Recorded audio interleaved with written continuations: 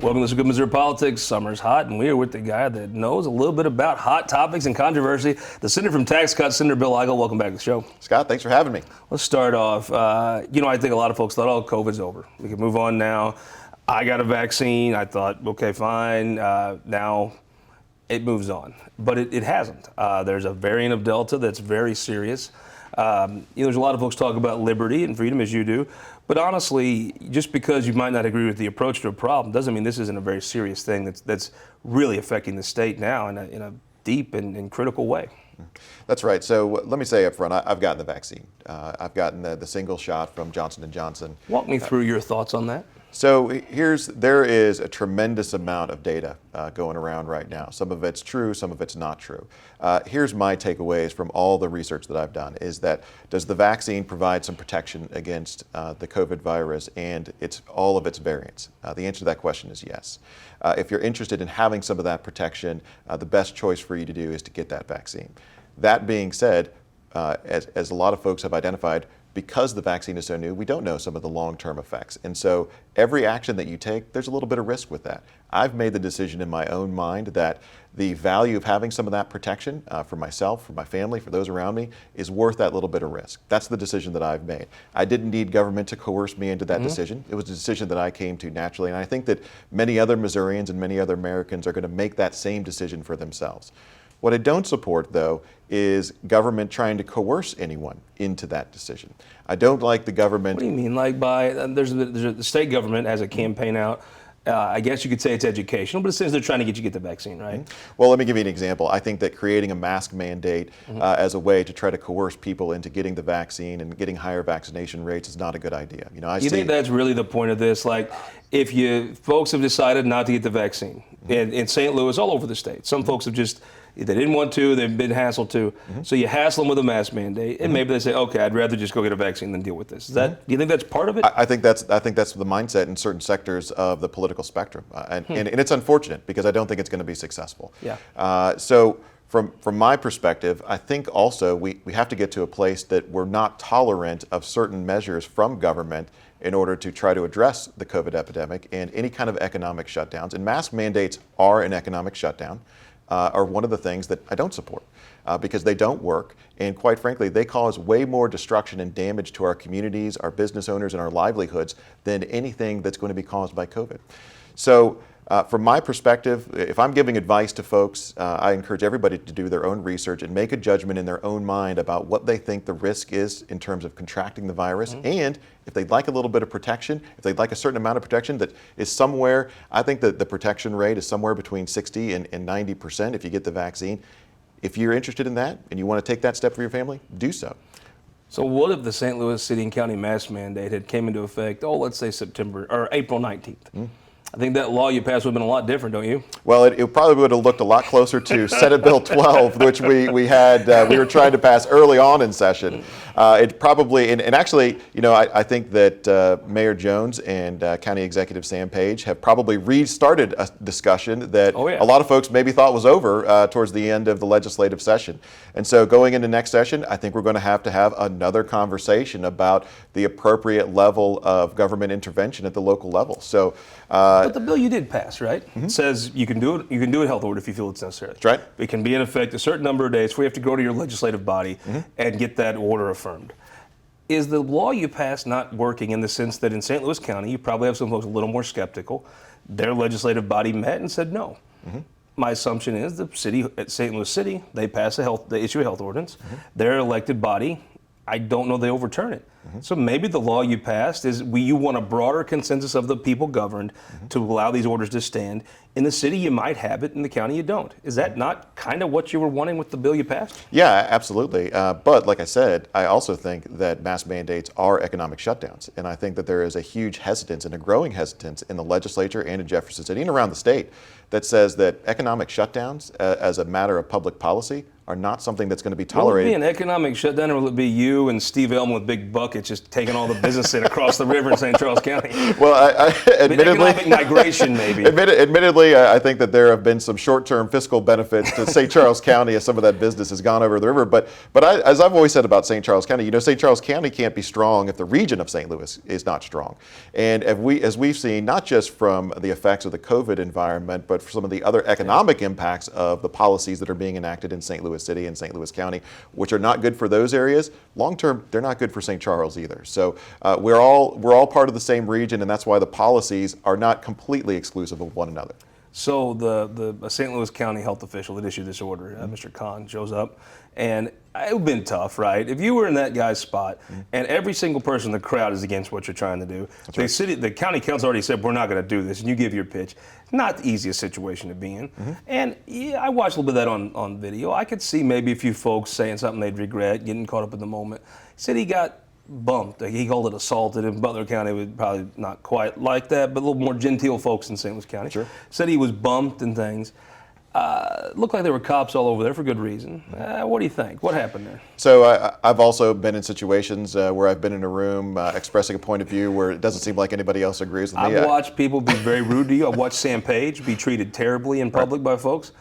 I watched Sam Page deal with that with grace and dignity. I've watched you smile. A little bit David Pierce-like, right? How you could hear somebody very disagreeing, and you could smile at them. And it's not easy. It's not easy. And you don't flip them off. And nobody, you're absolutely right. It's not easy, and you have to have a lot of self-control and discipline so that you don't lose control of yourself. But I actually watched the video of this guy leaving the chamber. I didn't see anything in the video of him leaving the chamber that would indicate or would corroborate his story that someone physically assaulted him. Now, apparently he said this happened outside. I saw the video from KSDK, and maybe it didn't. But I mean, to me, if you want me to take you seriously as a health expert, right, that issues orders to make me do things I don't want to do, and you're flipping people off, I don't take you as seriously. That's exactly right. That's what, if you have a bad moment where you lose your self-control, it hurts your credibility moving forward. Certainly anybody that's in elected office either knows that or has learned that lesson the hard way, but I think that they've got some real decisions that need to be made now in the health department over in St. Louis County, and I don't know if Mr. Faughn's going to be part of that, that process moving forward. You're in the St. Louis region. The folks of St. Louis voted for a circuit attorney who had a pretty clear agenda, right? And she's done a lot of those things she said she would do, which I always think, agree with it or not, elections matter. Right. Some of the stuff, though, has been some things you predicted. There's been some competency questions that I don't even think the biggest supporters of the circuit attorney could deny. I mean, when folks aren't showing up for trials and things are getting issued to folks who aren't there, there are problems. Do you think there's any regret from the special session that they didn't take the bill you passed up in the House and make it law? We'll never know. Do you think now there'll be a renewed discussion? There's absolutely going to be a renewed discussion. And when we talk about the city of St. Louis, you get the government you vote for. But at the same time, a lot of the folks in St. Louis City have been a part of protests that express a lot of dissatisfaction with how things are down in St. Louis City. So there's a disconnect between what folks are saying when they're on the streets and they're protesting and they're putting out that political message, but then when they go to the ballot box, they're saying something else. They're saying that they want more of that chaos that's coming from whether it's the circuit attorney's office or even the mayor's office. So if you look at St. Louis City, they've had the same party in control of that city going back to World War II. So if you want change, you have to vote for it. If you don't vote for the change, then you're going to be seeing the same types of policies over and over. They don't want the change. They don't want the change. She got reelected by a huge margin. That's right. right. I had to guess, if she ran again, she'd get reelected by a huge margin. Exactly right. They don't want so where do you break that down to where the state knows better than the voters in that area that they don't want change? You're going to make them have change. Well, that's always a tough question for us to decide. Could you sit in a room with Carla May now, after some of these things that have happened? Could you sit in a room with Senator Carla May and say, here are some problems? Is there something? Do you need money? Do you need a law change? What is your plan? Do you think you two could get in a room and come out with at least some plan to go forward? So first of all, I'm glad you used Carla as an example, because Carla and I are actually really good friends. I know. I've been to her district to visit some of her areas, and we actually worked on some economic packages that are going to go into effect through this year's state budget that are going to help some of the areas in Carla's district. So I'm thrilled that you brought that up. So to answer your question, could I sit into a room with Carla and come up with some solutions for targeted areas of the states? Absolutely. The conversation that I've been able to have for them. Is, it almost feels like, and I'm a white trash hillbilly from the boot heel, it feels sometimes like folks are pointing at St. Louis saying, we're going to do this to you whether you want it or not. And if I was in St. Louis, the white trash in me, I'd be like, hell no, you're not. I think maybe people don't talk about some of the, if you're going to come in with something like that and bring the Attorney General in, maybe you should also address some of the economic issues. Absolutely. That the state, if you have the resources to come in and hire more prosecutors, maybe you can go help with something else, food deserts, things like that. Yeah, there's a lot of areas that we can work together for some of the priorities. In a regular session, that give and take is easier? You could, instead of having the one bill, you could have a few more things. Absolutely. When we talk about a special sessions are not a great place to have compromise. They're not a great place to discuss the wide variety of things that can affect any particular issue. So we really need to keep special sessions to an absolute minimum. We need to do most of our business in a regular session where we as a legislature have the flexibility to consider all the factors that go into the laws that we pass. So when we come back in January, that's why I'm looking forward to having some of these conversations. Some of them are big picture conversations that I like to have when it comes to cutting your taxes. Some of them are more targeted conversations where we can make smaller impacts in targeted areas of the state. We can do both of those, but we've got to make sure that we're doing things that are engendering a greater sense of economic freedom and liberty, because that's ultimately going to be the long-term solutions to whether it's the crime problem in St. Louis or the growth of population. There's an old Polk County sheriff on the second floor that would agree with you about special sessions. But if they happen to come back and talk to us on This Week in Missouri Politics about them. Thanks, Scott. Love to be here. We'll be right back with our Opinion Maker. All across Missouri, our new car and truck dealers are building strong local economies. When you buy a car or truck in Missouri, you're helping to support over 20,000 Missouri families who rely on the auto industry for good-paying local jobs. You're also helping fund our communities, schools, first responders, and our roads, because dealers generate millions of dollars in tax revenue. Missouri's automobile dealers have been the foundation of our communities for generations and for generations to come. The Missouri Automobile Dealers Association, the heart of Missouri. For more than a century, the St. Louis Carpenters Union has shaped our communities. Through trusted alliances, we deliver skilled professional craftspeople while our business partners provide the kind of quality jobs that keep our economy humming. It's a blueprint that has worked since 1882. Turning Missouri into a right-to-work state stalls progress, wipes out jobs, and kills momentum. Right to work is wrong for everyone. Let's keep Missouri moving forward. Visit carpdc.org to learn more. Your energy needs are changing. That's why at Ameren, Missouri, we're not waiting on the future. We're building it with the Smart Energy Plan, advancing thousands of projects across the state, helping reduce emissions through cleaner energy sources, boost reliability with self-healing equipment, and better withstand storms with new composite poles. Moving Missouri forward and bringing us all a little closer together. That's energy at work. Welcome to This Week in Missouri Politics. Busy week this week, Opinion Maker panel. Jeff Roorda, Mr. Television, the only one on this panel not running for Senate. Welcome back. I was told I was going to be on the McLaughlin report. I don't know. We want real straight Jeff Roorda. None of that watered down. Representative Tracy McCreery running for state Senate now, correct? That's correct. Welcome back to the show. Thanks. Ben Brown, first time on the show, Franklin County guy, right? Yes, but sir. St. Louis County business owners, how people are going to recognize you, aren't they? Yeah, happy to be here. Running for state Senate, correct? Yes, sir. In Fighting Franklin, correct? You got it. It includes Franklin County and parts of St. Louis County. And we had two Franklin County folks on last week. We're keeping the trend up. Nick Schroer, the representative from Freedom out in St. Charles County, also running for state Senate, right? Absolutely. Bob Onder's seat. He's termed out next year, so hopefully I can win that seat. Okay, let's break this conversation up. Let's talk about COVID and let's talk about masks. I mean, it is undeniable. COVID is back. There are people getting sick. There are... It is a serious, critical problem. I've always thought of you as one of the most conservative people I know, one of the more thoughtful people I know. Right.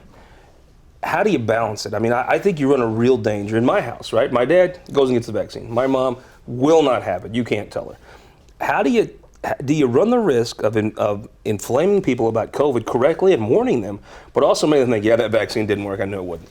Well, I think as of right now, there's a lot of misinformation from both sides. I think Sure. when you look at the election last year, the presidential election, you had President Joe Biden and Kamala Harris saying, if that's the Trump vaccine, we don't want anything to do with it. Now they're pushing the vaccine to many of the state legislatures, state leaders to inform their delegation and their citizens to get the vaccine. I have no problem with people getting the vaccine. I have no problem with people not getting the vaccine. I want them to make an informed decision what is best for them and their families. And as you stated, there's certain cohorts within the state of Missouri, certain age groups, certain groups that have maybe some sort of disease, a compromised immune system, that they need to definitely take into consideration the spread of COVID in the United States once again. Tracy McCreery, one of the more liberal friends I have, but one of the more thoughtful people I know. Do you run the risk of when you're honestly alerting people that COVID is back, this Delta variant, do you make them confirm to some folks that, hey, yeah, I knew that virus didn't work anyway, or the vaccine didn't work anyway?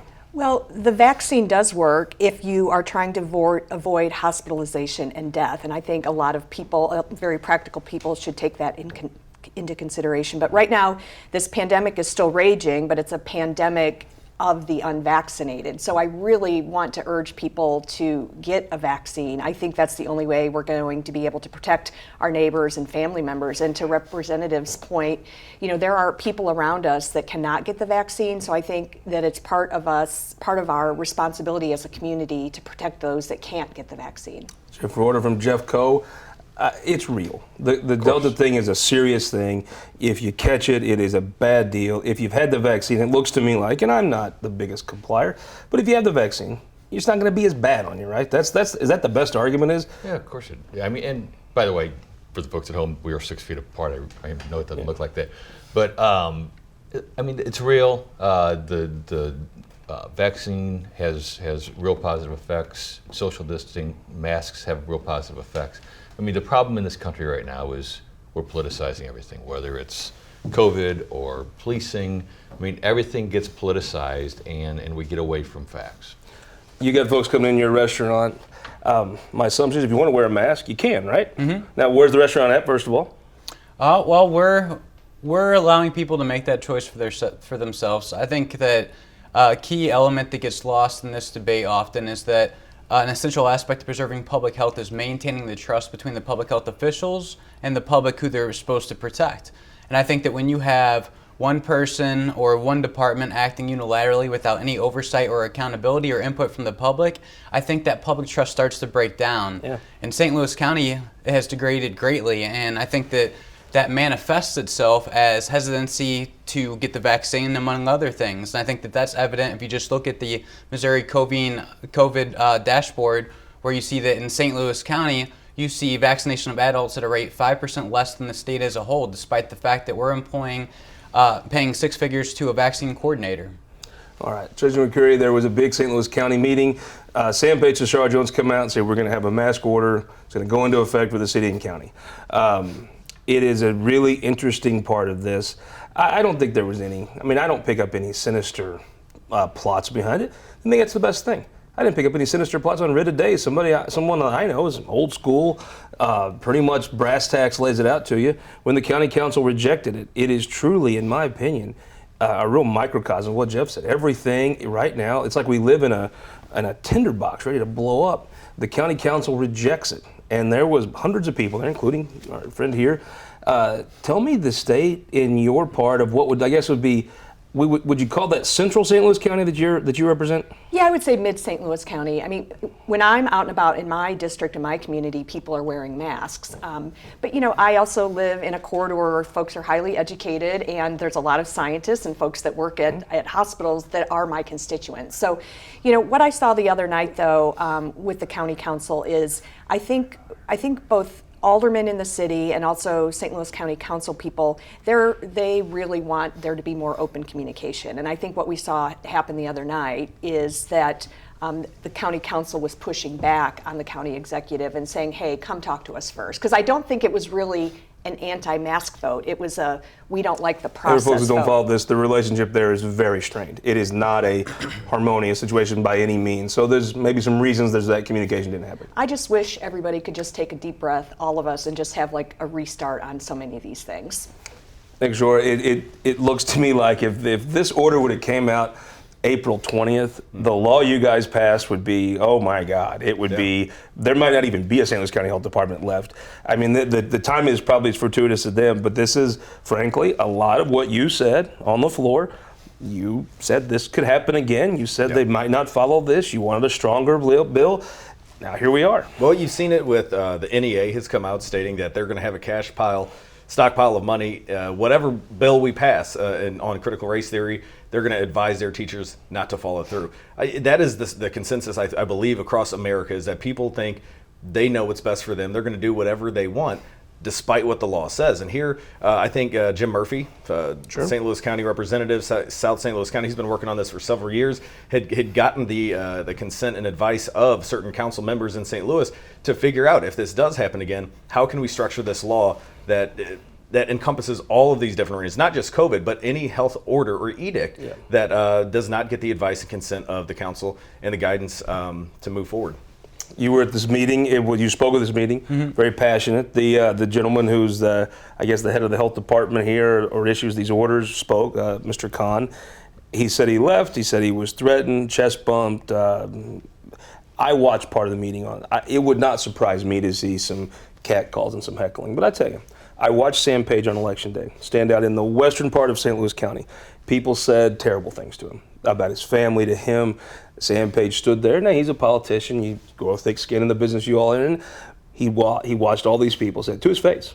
And you could tell they were pent-up anger just coming at him. He never responded. There was no vitriol. There was no anger. There was a grace. That was not exhibited by flipping folks off. I mean, these folks pay your salary. Do you believe that folks were chest bumping him and stuff? I mean, it looks like there were cops around. The story has been refuted. What does your Franklin County smell test think about it? So, I can't speak to what happened once he left the chamber, but the description that was given of the events that occurred when he was still in the chamber, I don't agree with how those were portrayed. And if you simply watch the video of him leaving the chamber, there was no one shoulder bumping him. Would it be that hard to believe that someone got a little out of hand once he left the chamber? Not really, because passions were high. But in his defense, there was two friends he had in the whole room of hundreds of people, right? Absolutely. Nobody that showed up as a citizen was there to help him. You had Kelly Dunaway and Sam Page, and the rest of that room was probably not sympathetic to him. I agree. It's just you see that the racism card gets kind of thrown around, and that was even used to try to pressure the councilwoman. It was used from against North rid of County. days. Exactly. And when you see that, they're coming out and accusing Paul Berry of making racist remarks. It kind of undermines the rest of the story, and it makes me question whether the events really unfolded the way that they're being portrayed in this letter. Let's go to the Missouri Times expert on contentious meetings, Jeff Roorda. You've been to a few. Look, I felt for the guy a little bit. I mean, he's there because he believes this. He thinks that you should do these things, this mass. But it wouldn't surprise me to hear some people say a few things that maybe his ear was sensitive to and caught, or maybe even misunderstood. The chest bumping, what do you think? I mean, you had some of your guys there. County cops were there watching this meeting, because as they should have been. It was pretty contentious.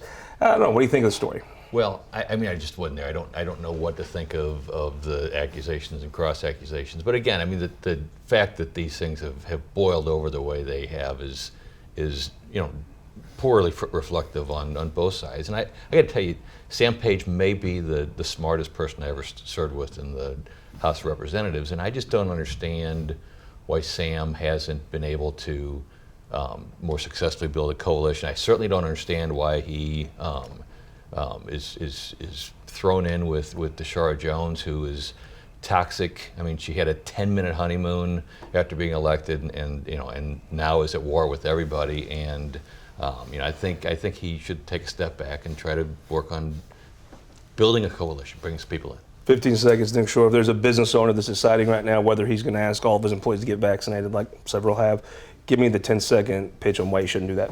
Well, I think you have the right to do that as a business owner. I would say there's so many unknowns with the vaccine right now, the long-term effects we've seen. It's even been reported that there are 40% of the people now, and it's been reported, I have not verified this with the CDC, but in Missouri, 40% of the people that are fully vaccinated are getting the Delta variant again. There's so many unknowns. I would just say, look, advise them to do what's best for them and their families. My sister in West Butler County is so stubborn, she won't get the vaccine. Give me 10 seconds on how I could convince her to get it. I think Missourians are compassionate people and care about their neighbors and their community, and they should get it for the greater good. It's for the people around them as much as for themselves. Did you hear that, Sierra? She's trying to convince you. Let's talk about crime in St. Louis. Roorda, that's a lot of the things that you frankly have said and predicted have come to pass. There's some things I think even the biggest Kim Gardner supporter right now would say, well, some of the things that are happening are things that shouldn't be happening in a prosecutor's office. You sounded this alarm, and some of the things it looks like you predicted are coming true. I'm not happy to be right, but I mean, this is what happens when you say you're running for office to fix a problem when you're really running for office to create a problem. I mean, Kim Gardner, Schroer Jones, they do not want any sort of criminal justice reform. They want to dismantle our criminal justice system. And Kim Gardner's brand of criminal justice reform is just amnesty for the most brutal murderers in the country. We're in the deadliest city in the country. We could reduce our murders in St. Louis by a third, and we'd still be the second deadliest city in the country. I mean, it's incredible that voters haven't woken up. What's the answer? Voters get the government that they choose, and they need to choose differently. I think Schroer, there was a special session a year ago or so.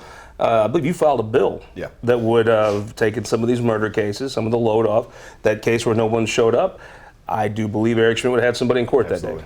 Yeah, it's sad that the people on this panel dealt with this. We tried to deal with it last year. Unfortunately, the bill was not taken up. I know the Senate ended a filibuster on this very topic. And myself, Jim Murphy, Senator Eigel, and Senator Onder worked on this diligently, but we predicted it. We knew that they were understaffed. We knew that the turnover rate was so high that cases like this would happen. And I'm talking about murderers getting let go back out on the street. Unfortunately, when Schroer Jones is asked, how are you going to deal with this? How are you going to fix it?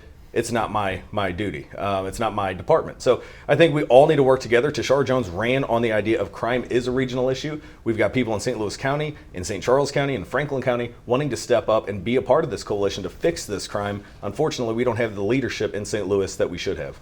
With a minute left, who won the week? I think attorneys Chuck Hatfield and Lowell Pearson for the victory in front of the Missouri Supreme Court regarding Medicaid expansion. Who won the week?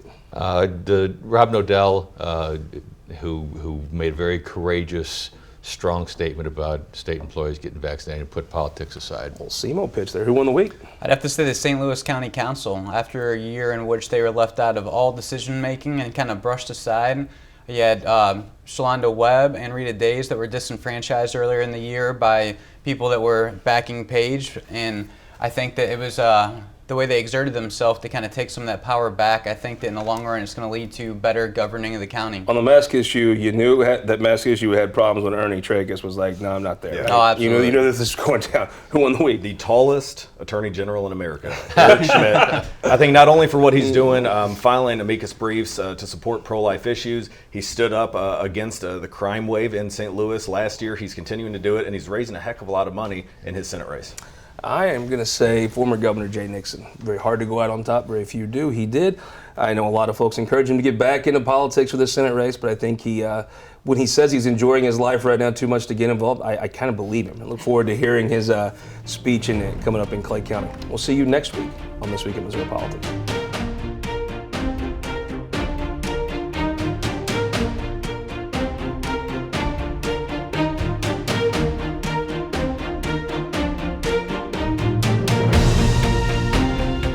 Missouri Politics, sponsored by the Missouri Association of Career Fire Protection Districts, Spire, and Sterling Bank.